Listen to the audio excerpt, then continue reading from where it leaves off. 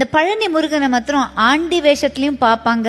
ஆனா அது முடிச்சுட்டு ஃபுல்லா சக்கரவர்த்தியா அந்த வேஷத்துலயும் பாக்குறது ரொம்ப அதுதான் அம்சமானது. அது அது அதுக்கு ஒரு தனி ஒரு ஐதீகம் இருக்கு இல்லையா? அது என்னது? அது காலையில அவன் ஆண்டி குளத்துல இருப்பான், சாயந்தரம் ராஜ அலங்காரத்துல இருப்பான்.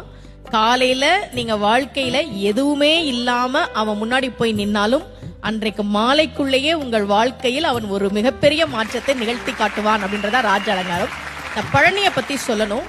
தமிழ்நாட்டுல முதல்ல ஒரு கோவில்ல தங்கத்தேர் வந்ததுன்னா அது பழனியில தான். அதை உருவாக்கியவர் ஒரு தனி நபர். VVCR முருகேசர் அவர் பேரு. 1947 அவர் மட்டும் ஒரு தங்கத்தேர் பழனிக்கு உருவாக்கி கொடுத்தார். இன்னைக்கும் அந்த தங்கத்தேர் தான் பழனியில இருக்கு. அதன் பிறகுதான் மற்ற கோவிலுக்கு வந்தது. விடுதலை கிடைச்ச கையோட ஒரு தங்கத்தேரையும் வாங்கிட்டாரு போல இருக்கு. ஏன் ஒரு தனி நபர் பழனி கோவிலுக்கு தங்கத்தேர் செஞ்சு கொடுக்கணும்? அவருக்கு ரொம்ப வருஷமா குழந்தை இல்ல.